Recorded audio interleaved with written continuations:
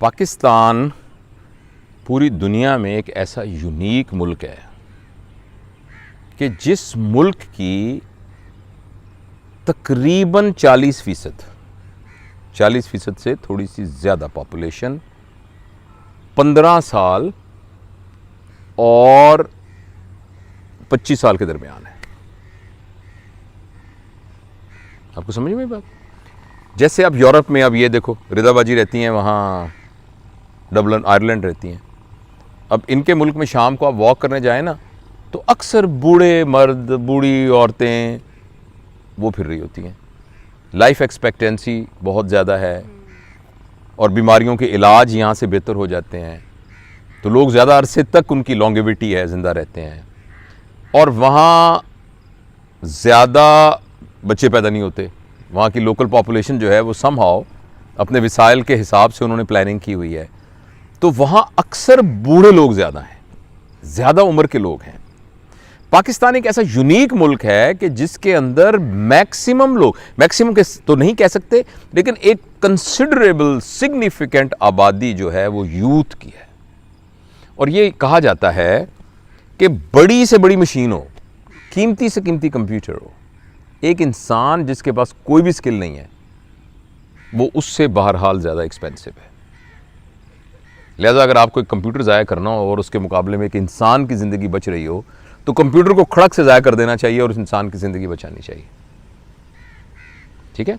और लाइफ तो वैसे इतनी कीमती है कि हमारे मुल्क में तो शायद इसकी मिसाल हैं, कुछ हैं मिसालें भी, लेकिन बाहर तो एक बिल्ली को बचाने के लिए और एक कुत्ते को बचाने के लिए लोग जो हैं वो सारे अपने तन मन धन से दिल के साथ यानी ज़िंदगी को बचाने की कोशिश करते हैं, जो कि बड़ी काबिल यानी सताइश बात है। तो इंसान इतना कीमती है और यूथ जिसमें के काम करने की एबिलिटी, प्रोडक्टिव होने की एबिलिटी बहुत ज़्यादा होती है, तो बहुत कीमती है। इस वक्त पाकिस्तान में अगर मेरे पास इख्तियार हो, एडमिनिस्ट्रेटिव इख्तियार हो, मैं ये कहूँ पाकिस्तान में सबसे पहला काम करने का ये है कि पूरे पाकिस्तान के लिए एक इदारा बनाया जाए, एक मिनिस्ट्री बनाई जाए जिसका नाम हो मिनिस्ट्री ऑफ यूथ। उसकी प्रोविंस में ब्रांचेज हों, उनकी डिवीजन्स में ब्रांचेज हों, डिस्ट्रिक्ट में ब्रांचेज हों, तहसील में ब्रांचेज हों, छोटे शहरों में ब्रांचेज हों। और हर बच्चा, लड़का लड़की जो 18 साल क्रॉस करता है, 16 क्रॉस करता है, वो इमीडिएटली उसके पास रजिस्टर्ड हो। हमारे पास नादरा का सिस्टम मौजूद है, यानी अभी वो पता करना चाहें कि यहाँ जो हमारा मुसाफिर खाना है इसमें कितने लड़के और लड़कियाँ 16 और इतने के दरमियान हैं, वो हमारे पास पूरी लिस्ट आ जाए। उसके बाद वहाँ का जो भी लोकल लोग हैं वो उन तमाम बच्चों को 100 करके रोज़ाना 100 सबके इंटरव्यू करें और इंटरव्यू करके एक पूरा डेटाबेस डेवलप किया जाए कि इस वक्त बहावलपुर में फॉर एग्जाम्पल 57,000 लोग इस एज ग्रुप के अंदर हैं। हमें पता हो, एक क्लिक के ऊपर पता लग जाए कि उसमें से कितने लोग स्कूल जा रहे हैं, कितने कॉलेज जा रहे हैं, कितने जॉब कर रहे हैं, कितने कुछ नहीं कर रहे हैं, कितना पड़ा हुआ है, कितने डाटा इकट्ठा करना है ना, तो नादरा के थ्रू सारा डाटा इकट्ठा हो सकता है। इस सारे काम में 2 महीने में डाटा इकट्ठा हो जाएगा। उसके बाद यहां की लोकल एडमिनिस्ट्रेशन उन 57,000 लोगों के लिए प्लान करे कि कैसे उस यूथ को यूटिलाइज किया जा सकता है। अच्छा, अब जो 57,000 यूथ है उसमें से कुछ तो ठीक है, खाते पीते लोग हैं, कुछ और काम करते हैं।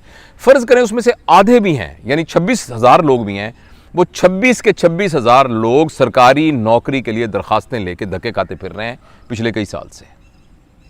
अभी हमारे मेडिकल कॉलेज के अंदर एक पीएन की पोस्ट निकलती है ना, एक पोस्ट, तो उसके लिए 12-12 हज़ार लोग अप्लाई कर रहे होते हैं। उनमें से बहुत से लोग मास्टर्स किया होता है, बहुत से लोगों ने बीबीए किया होता है, एमबीए किया होता है, एक तो हद हो गई, एक एमफिल किया हुआ लड़का आ गया। तो मैंने कहा बेटा तुमने एमफिल किया हुआ है, तुम इस चपरासी की पोस्ट के लिए आए हो?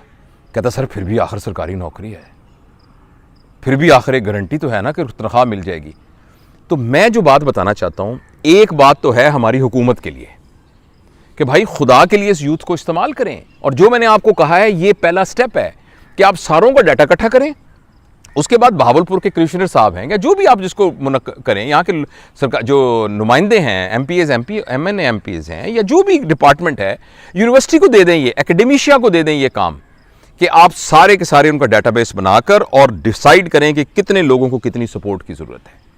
कुछ लोगों को हम मजदूर ही लगा दें, कुछ लोगों को हम किसी फैक्ट्री में लगा दें, कुछ को हम किसी वोकेशनल इदारे में डाल दें, मगर उन सारों, किसी को ओवरसीज भिजवा दें, पता लगे उसमें कुछ ऐसे लोग हैं जिनकी स्किल्स जो हैं वो हमें फिलीपींस में चाहिए, किसी की स्किल्स हमें दुबई में चाहिए, किसी की कहीं चाहिए, तो उनकी स्किल्स को वो यूटिलाइज करना शुरू कर दें।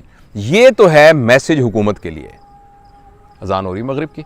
अच्छा, दूसरा जो है मैसेज, दूसरा मैसेज है जो यूथ सुन रही है, वो जो 16 से 25 साल में से कोई जो अगर सुन रहा है, वो भाई बात सुनो। ये देखो मैं ज़रा इमोशनल हो रहा हूँ, ये मैं आपके सामने हाथ जोड़ता हूँ कि खुदा के लिए अपने दिमाग से सरकारी नौकरी का जो खब्त है उसको निकालें। आप फोकस करें अपनी स्किल के ऊपर और मशवरा करके, बहुत सारे इदारे हैं मौजूद जो आपको मशवरा देंगे। आप कोई ना कोई अपना काम शुरू करें, और काम शुरू करने के लिए किसी शर्म की जरूरत नहीं है। रेडी, अगर एक पढ़ा, आपने बीए पास किया हुआ है, आप जो छलियों की रेडी लगाएंगे, वो जो एक बेचारा नहीं पढ़ा हुआ बंदा छली बेच रहा है, आप उससे डिफरेंट तरीके से लगाएंगे। आप उसकी पैकिंग डिफरेंट करेंगे, आप उसकी प्रेजेंटेशन डिफरेंट करेंगे, आप उसकी मार्केटिंग डिफरेंट करेंगे। अब मार्केट, जो लोग जिनको मार्केट करना है, वो अपने कस्टमर्स की आइडेंटिफिकेशन आप डिफरेंट तरीके से करेंगे।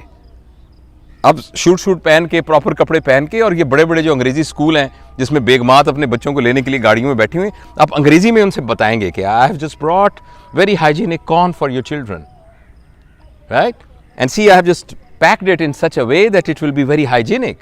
अब आपकी मार्केटिंग स्ट्रेटजी बिल्कुल डिफरेंट होगी। ये तो मैंने एक मिसाल से बात की है। अपना कोई काम शुरू करें, अपना काम शुरू करें। ये एक मिसाल है, ये तो ऐसी छोटी सी मिसाल है, बहुत सारे काम हैं। और जिन लोगों को कंप्यूटर का है, वो कंप्यूटर बेस्ड बेशुमार एंटरप्रेन्योर, बेशुमार बिजनेस शुरू कर सकते हैं, ऑनलाइन सेल शुरू कर सकते हैं। आपके घर के अंदर आपकी बहनें आपको वो कुछ चीज बनाती हैं। मेरी अपनी तायजाद बहन की बेटी है, क्या नाम है उसका, अपनी मारिया, अब तो खैर उसकी शादी होगी। मारिया मेरी तायजाद बहन है, उसकी बेटी है, तो उसके पास स्किल्स थी, वो आर्टिफिशियल ज्वेलरी बनाती थी। और उसने जब अभी 9वीं 10वीं में पढ़ती थी, तो उसने ऑनलाइन आर्टिफिशियल ज्वेलरी सेल करना शुरू कर दी। बाहर मुल्कों से ऑर्डर आने शुरू हो गए उसके। उसने पेज बनाया, उसके ऊपर वो ज्वेलरी दिखाती थी, घर में बनाती थी। और मैंने उसको कहा कि मेरी जो कुलीग है उनको मैं ऐसे गिफ्ट दूंगा, तो उसने कहा कि मामू, ये एक जो वो 300 रुपए की बेचती थी, वो 50 रुपए में बनती थी उसकी। तो इस तरह पता नहीं क्या क्या लाखों काम है जो आप घर बैठे कर सकते हैं। तो बस अब अजान हो रही है, अब नमाज का भी वक्त हो गया है। मैं आपसे सिर्फ ये गुजारिश करना चाहता हूँ कि सरकारी नौकरी मिल जाए, बड़ी अच्छी बात है। अगर ना मिले तो मेहरबानी करके इसको जहन से निकालिए और सोच विचार कीजिए, मुख्तलिफ लोगों से मशवरा कीजिए। बहुत सारे काम हैं जो थोड़े पैसों से शुरू हो सकते हैं। अभी आप नौकर बनना चाहते हैं, कुछ अरसे के बाद आप लोगों को नौकरियां देने वाले होंगे। मेरे पास इस तरह की को हज़ारों जो हैं सक्सेस स्टोरीज हैं, हज़ारों हैं कामयाब लोगों की कहानियां जो मैं आपके साथ शेयर कर सकता हूं। तो बहरहाल बहुत बहुत शुक्रिया कि आपने मेरी बातों को सुना। अस्सलाम वालेकुम।